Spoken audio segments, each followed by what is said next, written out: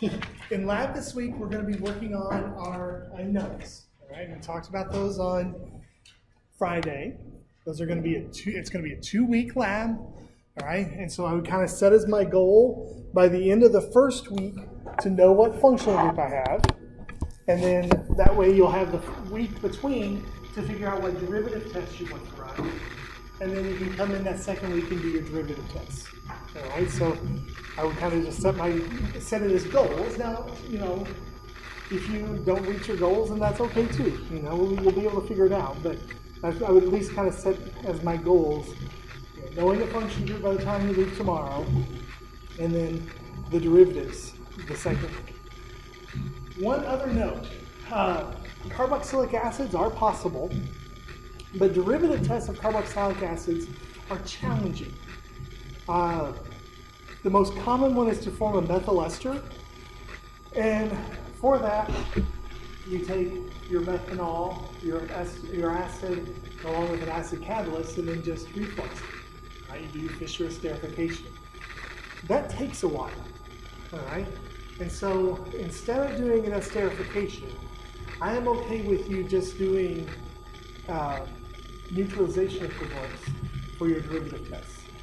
All right, if you have a carboxylic acid, you're welcome to do an esterification if you like, but I am okay if you do the neutralization equivalent. I would do the neutralization equivalent 2 or 3 times, all right? Because then you can average the results to figure out what your overall molecular weight is, all right? So, that's lab this week. Companies this week, we're doing fine on. I did open back up the arenes and arene nomenclature, so you should be able to take those again if you need to. And there are 3 other ones open right now, but the only one of those 3 that I would have done right now is the NAES, the 2 organometallics. Hopefully you'll finish organometallics today, and so then we'll be able to take those. All right. What questions do you have for me today?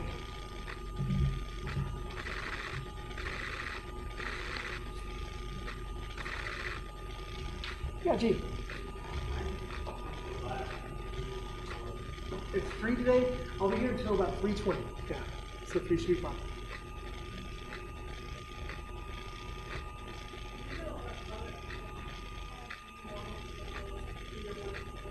Yeah, if you've got a lot of the benzoic acid, we'll definitely take it.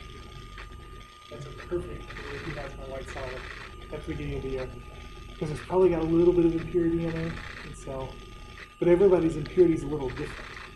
Right? The amount of impurity will be a little different, so it forces a recrystallization.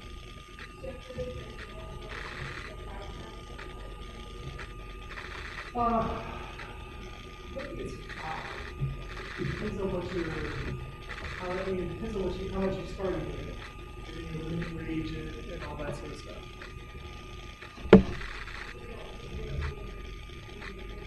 Well, you have to figure out what's the limiting reagent: the magnesium, the carbon dioxide, or the bromobenzene. And so you figure out which was your limiting reagent, do your molar-mole ratios, that sort of thing.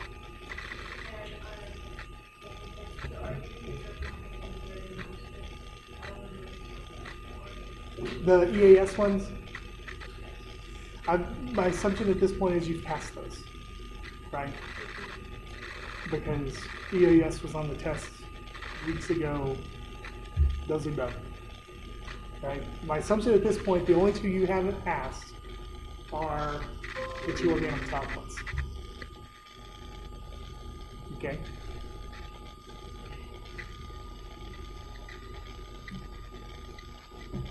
And I know you're not all there, but that's our, we're talking about our ideal situation, all right? Our ideal situation, everybody's up to the point where there's just 2 organometallic ones left. And you're going to pass those tomorrow, and on Wednesday there's not going to be anything for you to do. It'll be glorious.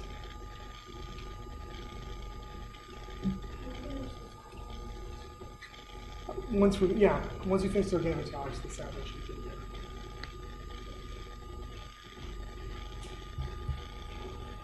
Any other questions?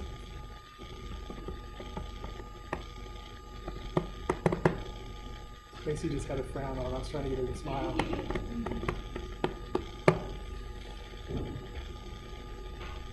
All right, now let's continue our discussion of organometallics. Now, the first organometallic I introduced you guys to, or organometallic reaction I introduced you to, was when we took our alkene and reacted with platinum carbon to do the hydrogenation. We talked about how we made that catalyst by taking the platinum and making it in the gas phase and then blowing in carbon dust. There was coals and then the platinum metal was kind of surrounding it, and then all the little tiny microscopic beads of platinum carbon. The problem with catalysts like that is that they were heterogeneous catalysts. All right, the platinum metal itself is never going to be soluble in the organic liquid. And so you really just have to kind of mix the two together and then bubble the hydrogen gas through it, put it under a lot of pressure, and stir it and hope that we can get the reactions to occur at the surface, at the interface between the platinum and the metal. Actually, the platinum is the metal. The platinum and the organic, all right? There's been a big push over the last 20 years specifically for developing catalysts that will do the same thing, but are organic soluble, so that we don't have to worry about putting these things under pressure and trying to get them into contact with each other to react. All right? And so the idea is, well, if we have these metals that are doing a reaction, do they have to be in their metal form? Could we use that metal or some other metal when it's an organometallic compound to achieve the same thing? So when we're putting together these inorganic compounds, these organometallic compounds, there's lots of different things that we can try. All right? And the idea is you're going to have a metal at the center as the central atom. And then you're going to attach to it some ligands. All right? Now, a ligand is, by definition, anything that donates electrons to a metal and becomes bound to it. Ligands can be anything. There are so many, hundreds of examples of ligands. Right? And the idea is we're going to just try and switch these ligands out from one another till we find something that meets the conditions of the reaction, meaning it catalyzes the reaction we're interested in, plus is homogeneous. All right, so it's all in the same phase, so we don't have to worry about doing these reactions in a gas chamber or under vacuum kind of thing. So when we're putting these organometallic compounds together, there are a lot of rules that we have to follow, all right? But for the most part, the molecules all follow some basic rules, all right? For example, here we've got nickel. It's going to react with 4 molecules of carbon monoxide to form nickel carbonyl. And nickel carbonyl is a stable molecule. The central atom is nickel, and then it has 4 ligands attached to it. Right? 4 ligands, right? And each of those ligands in this case are the same. They're all carbonyls. Now, they don't always have to be the same. We're going to see lots of examples where they're not the same. Right? But in this particular case, they are all the same. Now, organometallic compounds, by and large, are going to follow what we call the 18 electron rule. Where do we run into most of the metals? What shell?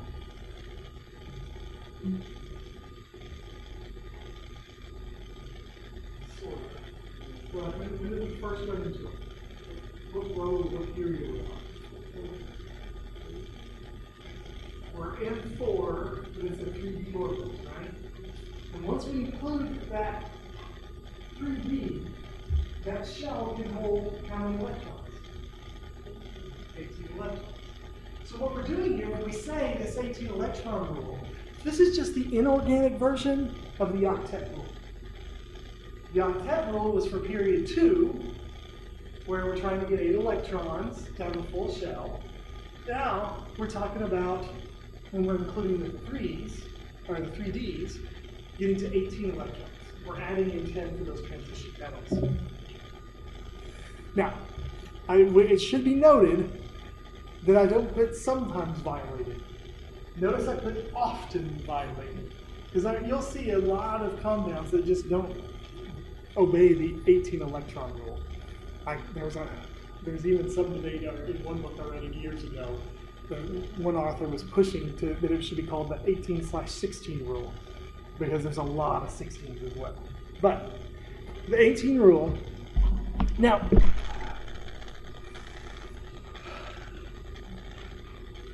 what we assume for this is that the transition metal valence electrons are all their d electrons. Okay? Now, this is not necessarily true. Well, let me put this. In atomic form, this is not true if you just have the metal itself. But when you start to form molecules, the energies of the levels change in such a way that for the transition metals, we're going to consider all the valence electrons to be d electrons. So iron will be d8, titanium d4, medium d4. All right? So, the first thing we're going to do is determine the number of valence electrons from the metal, always making sure that we check to see if the metal has a charge. Determine the number of electrons donated by each ligand, and then sum the total number of electrons. All right? So, the valence from the metal, the electrons from each ligand, and we sum it up. That's our general rule to try and get to that 18. Now, like I said, there are umpteen hundred different ligands we can use. Some of the more common ones are things like hydrides, where we bring in a hydrogen with its 2 electrons. Water is a great ligand.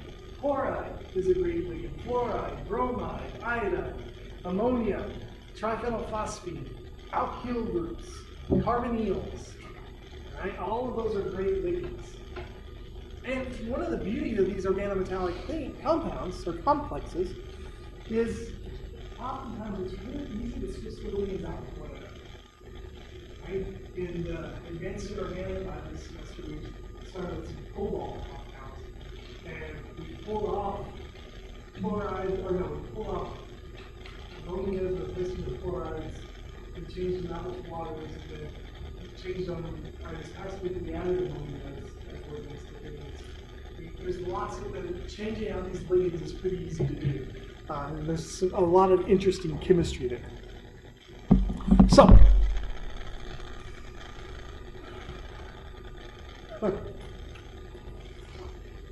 when we're going through, last time I gave this slide, I must not have hit discard markings, I must have hit save markings. So the slides now are going to have my markings from last year, I think. With cobalt, how many valence electrons does cobalt have? Well, where's cobalt at? Right here, right? So cobalt plus 2, right? So we've got to come over to the left or to the right here. To the left. All right, so there's 1, 2, 3, 4, 5, 6, 7 electrons. All right? Does that make sense? Did we see how we got 7? All right. The cyclopentadienyl anions, we learned about those when we did the aromatics, right? They each have a -1 charge, right? But how many pi electrons does each one have? Each cyclopentadienyl, how many pi electrons? It's the anions, right? So it's 4 proton off to make it aromatic. So it's got 6 electrons associated with it. All right?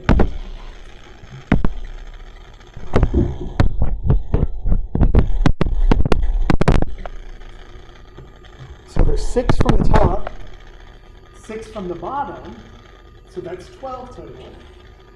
So this system, this dicyclopentadienyl cobalt, has 19 electrons. Does that match the 18 electron rule? No. There are a lot of exceptions. All right. This middle one, we've got the titanium-4. Okay. But notice in this case, the titanium-4 is neutral. No, it's not. Negative chlorides are -1, chlorides are -1, cyclopentadiene is -1, cyclopentadiene is -1. So, titanium. So it's titanium 1 because there are 2, 3, 4. Alright, so it's so it has 0 valence electrons. Right? Because it has no d orbital electrons left. Right? They've all been stripped off. Each chloride is going to be -1. You're bringing in 2 electrons, each cyclopentadiene bringing in 12. So overall it's 16. Remember the guy that said it should be 18 and 16? There's a lot of 16s. Here we've got rhodium, 3 triphenylphosphines, each bringing in 2 electrons each squared, totaling up to 16. And here we've got the tungsten carbonyl compound with 6 carbonyls, each of those bringing 2 electrons, so we get a total of 12. Then the tungsten itself has 6, so we finally get to an 18 electron compound. All right. The idea here is that we're trying to make compounds. We're trying to put on different ligands so that we can make it soluble in organic solutions. Plus, ideally, the metals are going to be able to participate or catalyze some sort of reaction. And we make a lot of inorganic compounds that don't do that, right? But we are interested in the ones that do. There's one chlorine, all right, and it's going to be donating 2 electrons to this bond, all right? It's bringing in both of the electrons to the bond, all right? Because by definition, the ligand is something that donates its electrons to make the bond, all right? How do you determine cobalt instead? So the cobalt, it's got a +2 charge on it, because the molecules are all is neutral. A cyclopentadienyl anion has a charge of -1. So -1 and -1 means this is going to have a +2 charge. Okay? So we go then and find cobalt. Right? And so cobalt 0 would have 1, 2, 3, 4, 5, 6, 7, 8, 9 electrons in the shell. But this is cobalt +2. So it's missing 2 of those electrons. So 9 minus 2 is 7. So the cyclopentadiene is donating all 6. It's sharing all 6 with the metal. Alright? Because remember, it's aromatic, right? So that's why we break our little circle there. And so the cobalt here is bound via what we call the mu5 bond. It is bound equally to all 5 carbons of the cyclopentadiene. Alright? So all 6 electrons are being shared with each other. Mm-hmm.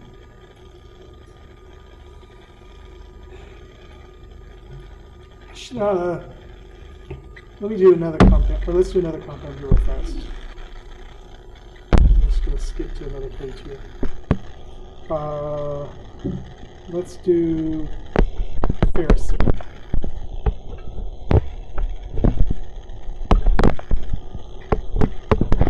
Ferrocene is another one of the sandwich complexes.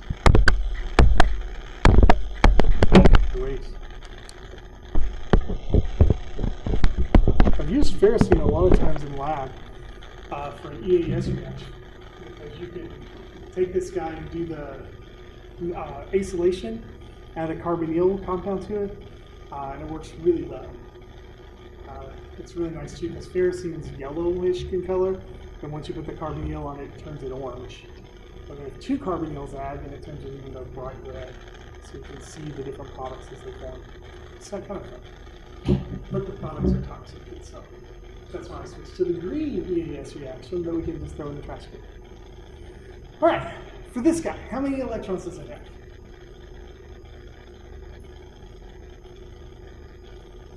We need a periodic table, don't we?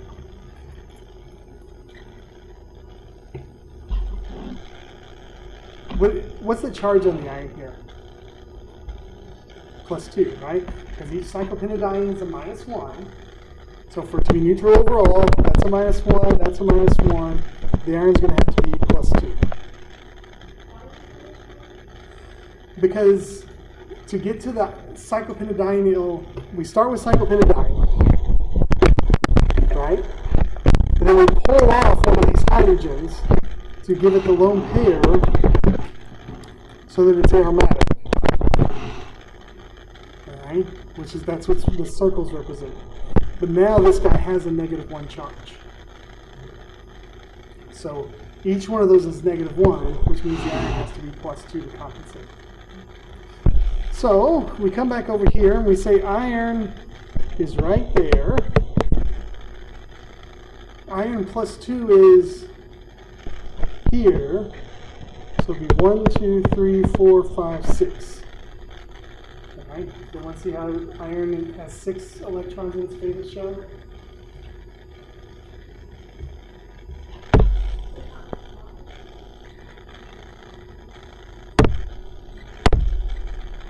It's here. +1, +2 would get us to here. So it's 1, 2, 3, 4, 5, 6. There's 6 electrons there. Alright, so the iron's giving us 6 electrons. How many does each cyclopentadiene give us? 6. So how many do we have total? Alright. So ferrocene would be an 18 electron compound. Okay? So, like I said, there are so many of these compounds that have been made that don't do anything from a catalysis standpoint. Okay? What's important for our purposes are those organometallic compounds that have been synthesized that do act as a catalyst. Okay?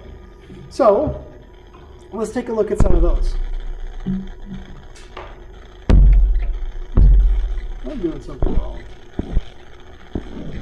So I click on the slide and it goes somewhere. Right. Remember Wilkinson's catalyst? What did Wilkinson's catalyst do? It was selective for alkenes, right? You could do a catalytic hydrogenation in the presence of other pi systems, and Wilkinson's always goes for the least substituted alkene. Right? At that time, I just said catalyst, right? Well, here's the structure of Wilkinson's catalyst. Wilkinson's catalyst is a rhodium compound. It has 3 triphenylphosphine ligands plus 1 chloride.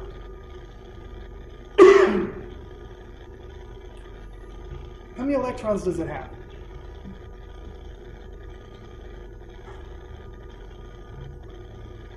Each triphenylphosphine is going to bring in how many electrons?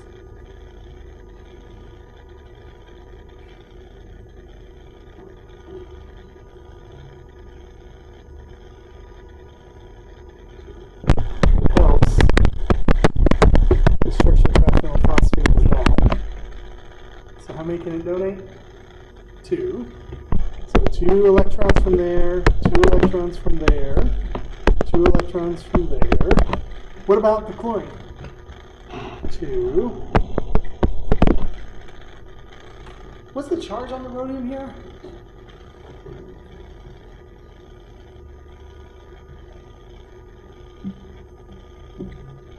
What's the charge on the triphenylphosphine? It's neutral, right? So neutral, neutral, neutral, -1. So the charge on the rhodium has to be +1. So we go back to our periodic table. Rhodium is right here. at 45. Plus 1 means it's there, right? So we go 1, 2, 3, 4, 5, 6, 7, 8. All right? So the rhodium is bringing us 8. So we have 8 electrons plus 2, 2, 2, and 2. Gives us a total of 16 electrons. So our 16, 18 electron roll holds. All right? So that's one organometallic compound that we use as a catalyst that is a homogeneous catalyst. By nature of having those triphenylphosphines on it, the outside of that catalyst is going to be heavily organic. Meaning it's going to be soluble in most organic solutions. All right? Here's our catalytic hydrogenation. All right? This is just an example of how you would actually have to do this in a lab.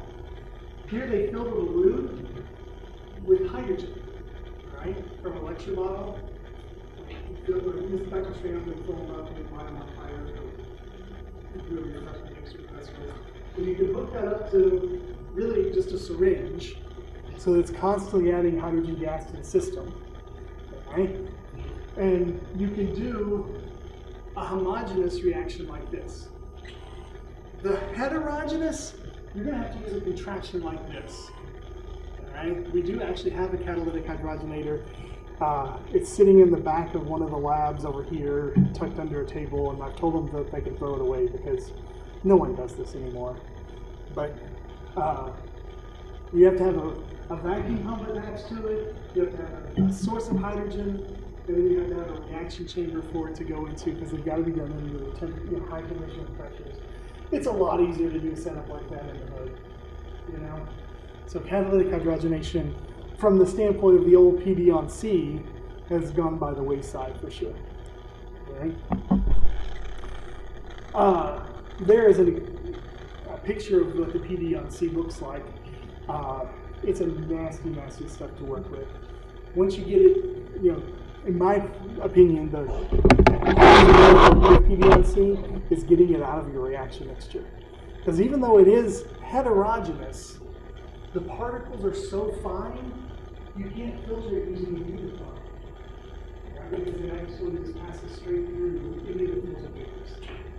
So to get rid of it, you have to use this stuff called C-Light, like C-Light 545 or something like that. But the C-Light is it's basically a card. It's a really finely bonded powder. So you take your unitron, you put your filter paper on it, and you pack it with 2 or 3 inches of the C-Light. Then you pour your mixture over it, and the carbon dust is attracted to the C-Light, and then your mixture just passes right through. Okay? But working with it is a pain. It adds another step to the process. Anytime we can get away from it, we will. Notice though, this is 2009, all right?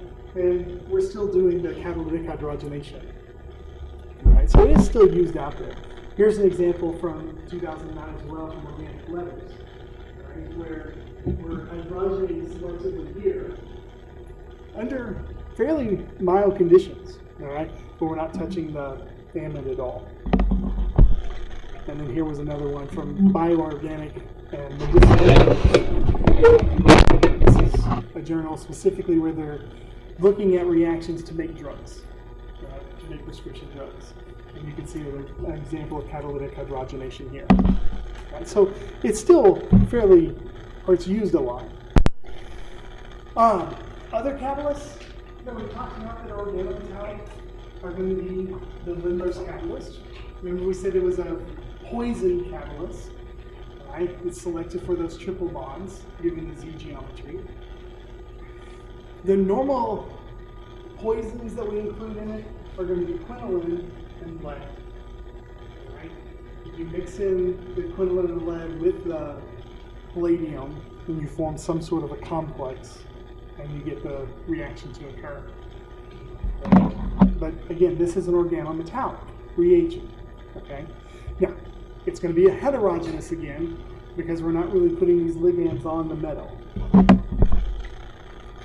Here you can see some examples of that from the literature. Here, notice that we've got crinoline in along with our palladium and then methanol. 2 hours stirring at room temperature, so we get the reduction of this double bond. Right? Nice, mild conditions, you know. Here on this one, it's palladium along with the crinoline and then lead acetate. You know, this was using the crinoline and the lead. Solids hexane mixed with acetic acid, and not too much in there. 83% yield without touching the stereochemistry. Also note that doing it under these conditions, we're reducing the triple bond in the presence of a double bond. Right? The double bond's not touched here. So just proving again that the Linder's catalyst is selective for that triple bond over the double bond. All right, here's an example of the Wilkinson's catalyst, right, with the carbone, with the double bond reaction with, or it's being selective here for the less hindered double bond. All right, not only is it selective for alkenes over carbonyls, it's selective for the least hindered double bond. And the conditions here: room temperature and pressure, benzene is a solvent. And you just stir in, you get 90 to 94% yield. So it works really well. Remember I mentioned the Monsanto catalyst? And I talked about last semester how this rhodium, that's about all we know. And that's because the Monsanto catalyst itself is still under patent. And so we don't know what it actually is. We just know it's some sort of rhodium catalyst. And which would make sense because the Wilkinson's catalyst is a rhodium catalyst, right? So it's probably something similar to that. But the reason I showed this one last semester is, remember L-DOPA, which is one of the neurotransmitters? This was used in the first enantiomer nuclear synthesis of L-DOPA, which plays a large role in pharmaceuticals. This article was published back in 1988, but I wanted to show it to you because, again, it's a way of how we can make or attach ligands to these metals. Right? Here we're starting with bromobenzene, which we used in lab last week, right? We took the bromobenzene and made it into the Grignard reagent by mixing it with the magnesium and the ether, and then we inserted that metal there. Notice here we're doing something very similar, right? We're inserting this palladium in between the bromine and the benzene, all right? And so we're going to kick off 2 of the phosphine ligands, right? 2 of the triphenylphosphates. But this is also what we call an oxidative addition because the oxidation state of the metal has gone up by 2, right? We go from palladium 0 to palladium plus 2 here. Now this particular reaction is going to happen faster if it's an aerial or a vinyl halide, but I just wanted you to see how we can go about, or how you go about forming some of these organometallic compounds. Okay? Here you see a couple other common catalysts with palladium 0 in them. You can see here the pi bonds where we're related in electron density to form the ligands. You can see here where the pi bonds, or the triphenylphosphates.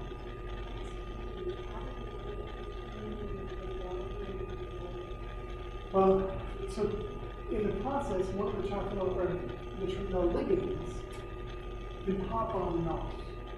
All right, so what's going to be having to happen here is one of the ligands is going to pop off, and the aromatic ring is going to come in and take place, and the bromide is going to jump over and picking up the other one. All right, so it'll be a stepwise process. Okay. But the key idea here is that we can do lots of stuff with these palladiums where we jump around from having palladium 0 to palladium +2 and then going back to palladium 0.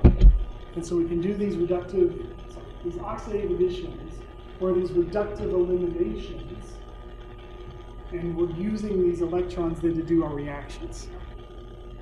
All right? Just as an example of the reductive elimination, you can see here, we're starting with this guy, and we're reacting with triethyl phosphine, and just methyl chloride is our solvent. And 99% yield, we can do our substitution there, our reductive elimination, and pull all that stuff off. So in this case, we're going from palladium +2 to palladium 0. And so palladium will just be a metal at that point. We can do reactions like transmetallations. Here, this came from two different examples here. On the top one, we've got a palladium and a tin, and we're basically just swapping out our palladium for the tin. All right? We're moving our acetyl group here from one metal to the other in a 95% yield. All right? In the bottom, we're doing it very similar to how we would do, it almost looks Grignard-esque, all right, because we've got a magnesium chloride down there. So here's our Grignard reagent, right? And we're going to end up with it attached to the palladium.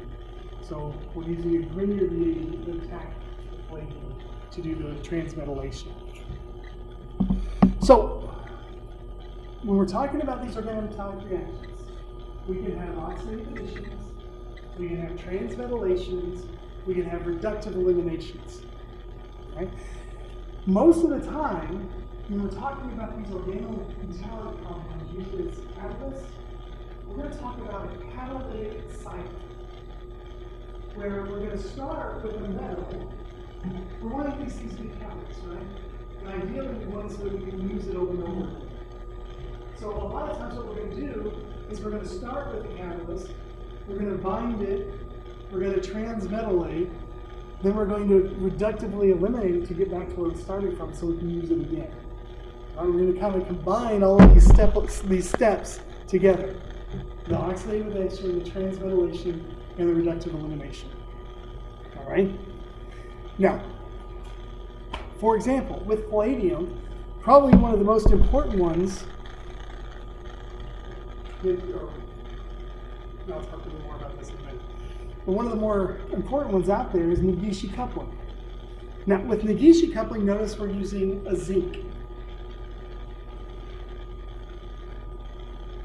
It's also been done with aluminum and with zirconium. Now, the R primes here can be either vinyl, aryl, alkynyl, benzyl, or alkyl. And the general reaction is going to take these organometallic compounds. You're going to react them with an RX where that R is allyl, benzyl, vinyl, aryl, or alkyl. And we're going to couple them together. All right, these are coupling reactions. We're going to take two alkyl groups and join them together. The catalyst we're going to use, right, this MLN, those are going to be our palladium catalysts. Okay, that's where we're bringing in our palladium. So first, we need to form these organic zinc compounds, right? To do that, you'll start with your organolithiums. How do we make an organolithium?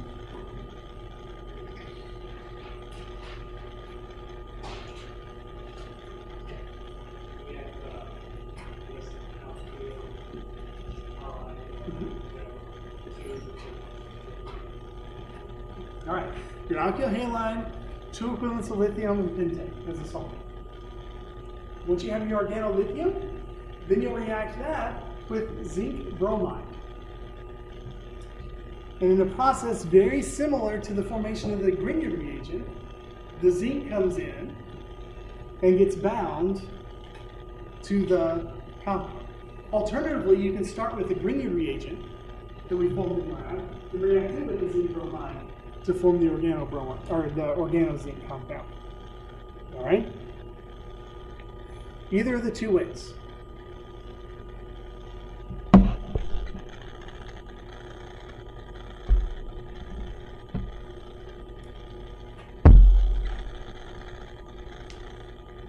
Now, in the Gishi coupling, I know this is hard to see, all right? But, come on, don't you have perfect eyesight? You only need like 20/10 to see this from back there. I'll walk you through what's going on. All right? Here, we got an organozinc made from a pyridine molecule. All right, so we got an aromatic ring, then we got the zinc chloride coming off. And that would have just been made from the chloropyridine. Here we've got a bromide coming off of the aromatic ring. The catalyst here is the tetraphenyl phosphine palladium, the PDPPH3-4. Alright, so it's palladium with 4 triphenyl phosphines on it. The solvents THF and DMF mixed. And that's just started at room temperature, and then over the course of 8 hours, the temperature was raised to 90 degrees Celsius. And then once it's hit the 90 degrees Celsius, and the 8 hours is reached, it was allowed to cool down back to room temperature. Okay? This compound, with the bonds formed in red here, connected this carbon to this carbon, happened in 60% yield. All right? Not a great yield, but how else are you going to make that guy? All right? Before Negishi coupling came around, there was no way to make that. All right? And now we're able to make it. Here's another example of Negishi coupling. Again, horribly small, and I apologize for that. At least a little bigger than the last one. All right? Here we've got our organozinc compound, which we have made from the chloride. Then we turned it into organolithium, reacted with the ZnBr2.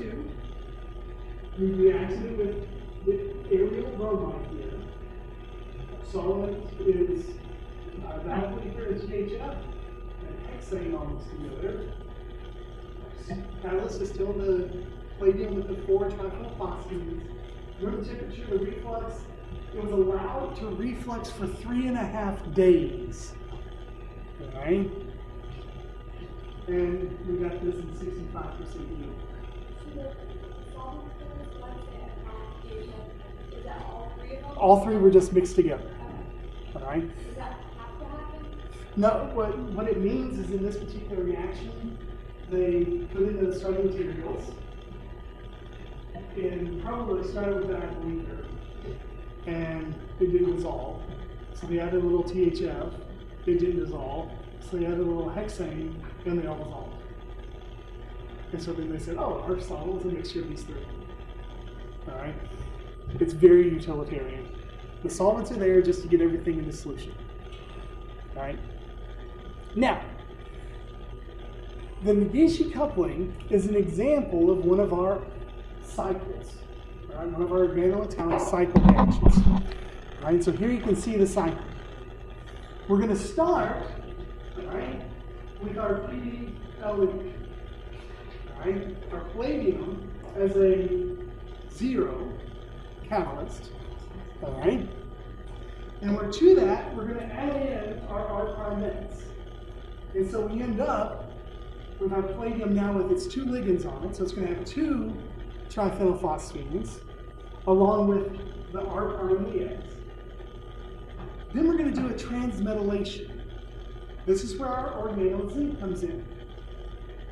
Okay? We're going to transmetallate this R group from the zinc to the palladium.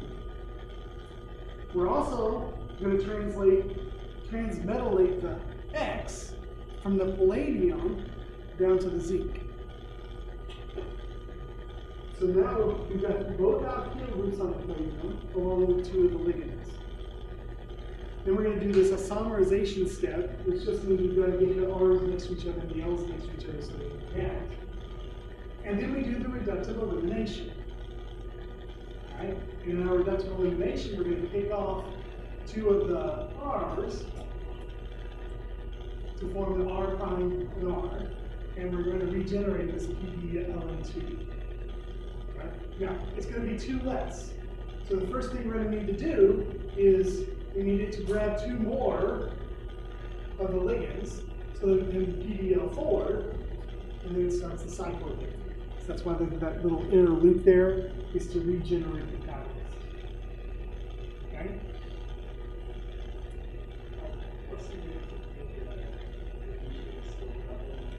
Okay, we're going to look at a lot of different couplings. All right, we're going to look at Negishi, Heck, Stille, Sonogashira. Right? The difference in all of them are what organometallic is used as a catalyst. So that's going to change its cycle, plus its conditions. All right. For example, the Negishi coupling, the R prime could be vinyl, aryl, alkyl, benzyl, or alkyl. And this is an order of reactivity. So the vinyls are the most reactive, then the aryl, and then the alkyl. Right? For the R group, R works best for Negishi and its alkyl. Then benzyl, then vinyl, aryl, and then alkyl. Okay? So if you have two groups you're trying to couple together, where one's a vinyl and one's an allele, then Negishi is the way you want to go. Right? If it's not, if you're trying to do two alkyls, then Negishi is probably not your best bet. Right? At that point, you'd want to choose one of the other ones. Okay? So the difference in the couplings is the difference in catalyst, which is going to mean it's different cycles, which means it's going to work better for different groups. Okay? All right, so two more examples of Negishi for you. Here you can see, I thought this one was cool. This is going to get from 2009. Notice this one's got two bromines, two aryl bromides here, and we're going to use THF derivative of our chloride. And so we get double substitution. Our solvent here was THF, 60 degrees Celsius, 56% overall yield. So I like that because it's an example of a double synthesis there. And then on this one, we're replacing the iodide down there. But if you look at the conditions, catalyst is the same, THF, 24 to 30 hours, which means I set it up one day, I came back the next day, wasn't quite finished, came back, checked it after lunch, it was finished. Okay? And then step 2, then I added in this ammonium chloride and water, let's set the temperature for a minute, and I got a 95% yield. Right? Ridiculously high percent yield on this. I think the iodine there is making a difference.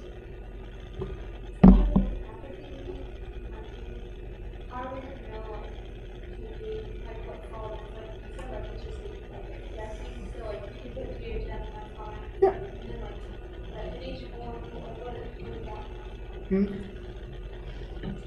What did you say?